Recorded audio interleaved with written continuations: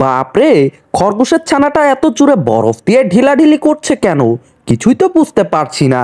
ইয়ে কি, আমার ঘরের দরজার ভেতরে কে ঢিল মারছে? আয় হাই, সর্বনাশ!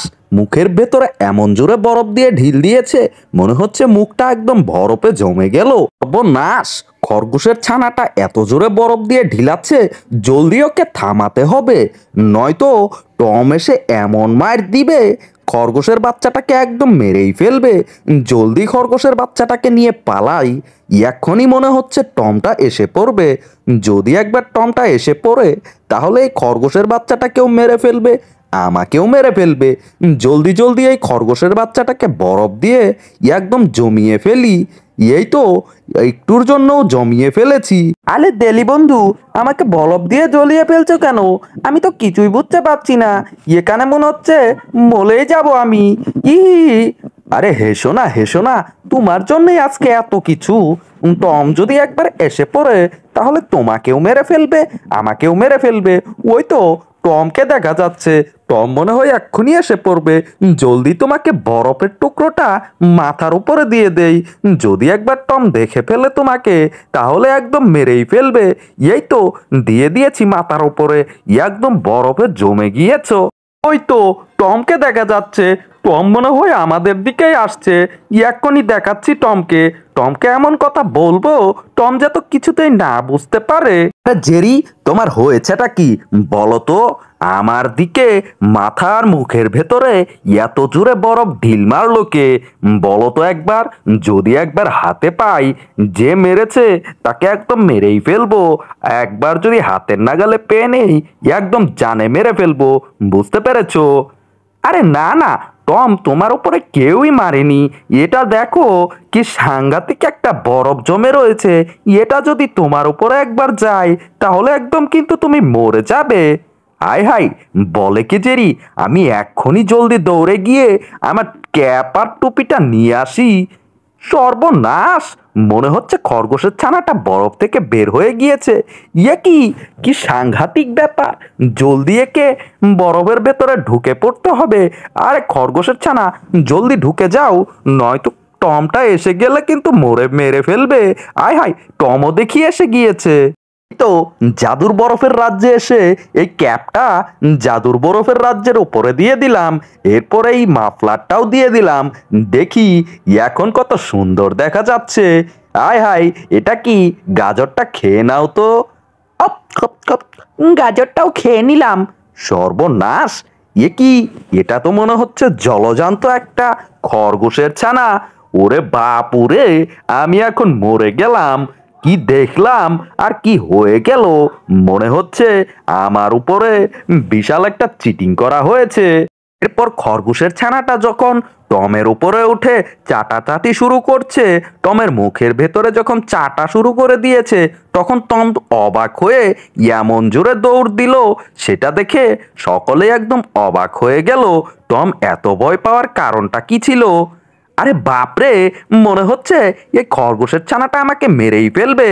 হঠাৎ খরগোশের ছানাটা টমের পা ধরে বলে উঠলো, আরে টম ভাইয়া, কোথায় যাচ্ছ?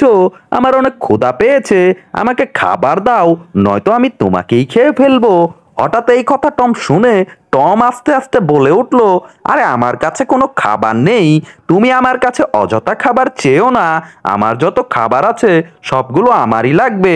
টম ভাইয়া, আমাকে খাবার দাও, নয়তো আমি কিন্তু একদম খাবারের অভাবে মরে যাব।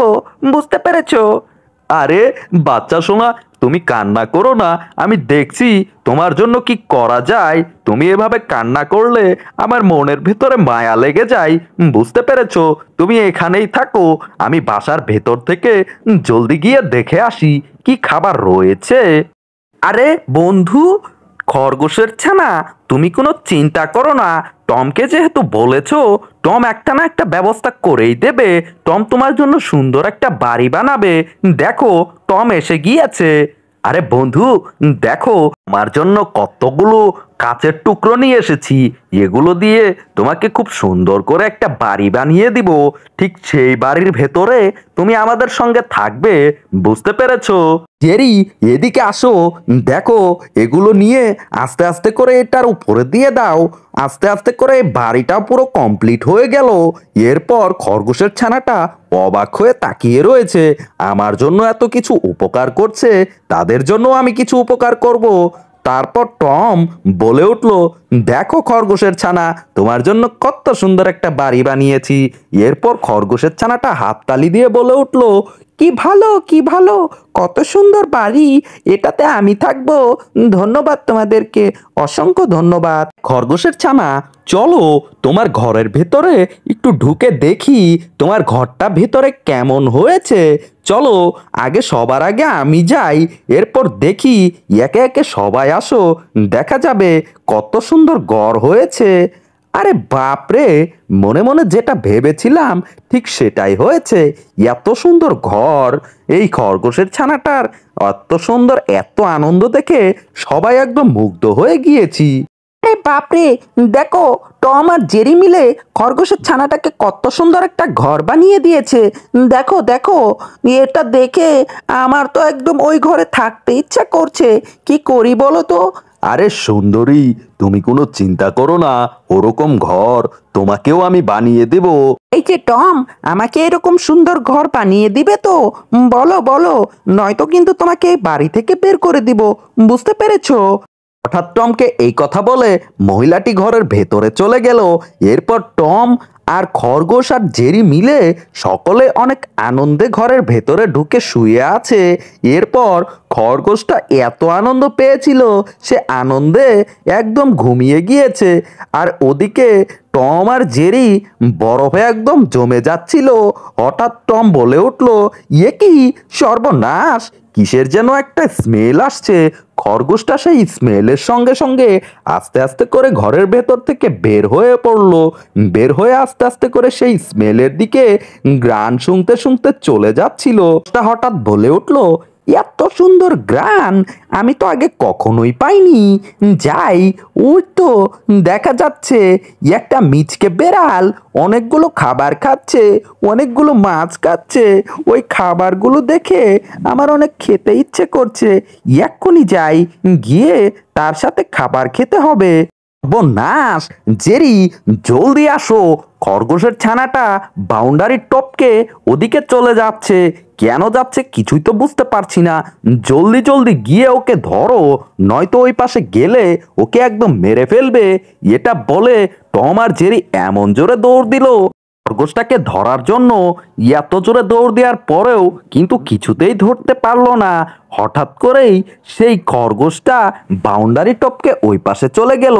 তারপর একদম খরগোশটার অবস্থা খারাপ হয়ে গিয়েছিল। হঠাৎ খরগোশটা জেগে উঠে বলল, আই হাই, কি সাংঘাতিক ব্যাপার, কত সুন্দর মাছ, এগুলো আমি খাবো। আর ওদিক দিয়ে আবুল মতো একটা কট্টুর বিড়াল দাঁড়িয়ে রয়েছে আর অবাক হয়ে খরগোশটার দিকে তাকিয়ে রয়েছে। হঠাৎ আবুল বিড়ালটা বলে উঠল, আরে কে তুমি, বলো তো। এরপর যা করলো খরগোশটা বলে উঠল, আমার অনেক ক্ষুধা পেয়েছে, আমাকে খাবার দাও। আর এরপর একদম রেগে গিয়ে সেই বেড়ালটা বলে উঠল, তোমার কত বড় সাহস, আমার সামনে এসে তুমি খাবার খেতে চাচ্ছ? তোমাকে কিন্তু একদম আমি নিজেই খেয়ে ফেলবো। বুঝতে পেরেছো? এক্ষুনি এখান থেকে চলে যাও, নয়তো তোমাকে একদম জানে মেরে ফেলবো। তারপর হঠাৎ করে টম ভেতরে এসে বলল, আরে কি হয়েছেটা কি তোমাদের, বলো তো, তোমাদের এত ঝগড়া কিসের? তারপর আবুল বিড়ালটা অনেক রেগে গিয়ে বলল, একদম তোমাদেরকে কিন্তু জানি খেয়ে ফেলবো। বুঝতে পেরেছো? নয়তো এখান থেকে চলে যাও, এক্ষুনি তোমাদেরকে মেরে ফেলবো। এটা বলতে বলতে হাসতে হাসতে একদম শেষ হয়ে যাচ্ছে। এক্ষুনি চলে যাও। হঠাৎ করে খরগোশটা ভয়ঙ্কর একটা রূপ নিয়ে বলে উঠলো, এখানে কি তোর, এই বেড়াল চলে যা। এরপর বেড়ালটা ভয়ে বলে উঠলো, ওরে বাপরে, এটা খরগোশ নাকি রাক্ষস, এক্ষুনি চলে যাই, নয়তো আমাকে একদম জানে মেরে ফেলবে। আর তার জন্য অনেকগুলো খাবার নিয়ে আসলো। এই তো খরগোশ ভাইয়া, তোমার জন্য অনেকগুলো খাবার নিয়ে এসেছি, এটা নাও আর খাও। তারপর খরগোশ আর টম আর জেরি মিলে অনেকগুলো খাবার তাদের নতুন ঘরের ভেতরে গিয়ে সবাই মিলে খুব মজা করে খাচ্ছে। ওফ! আরে খরগোশ, তুমি আর বলো না, তোমার জন্যই সবকিছু সম্ভব হয়েছে। এত মজার খাবার আমরা আগে কখনোই খাইনি। কে থেকে তুমি আমাদের বন্ধু।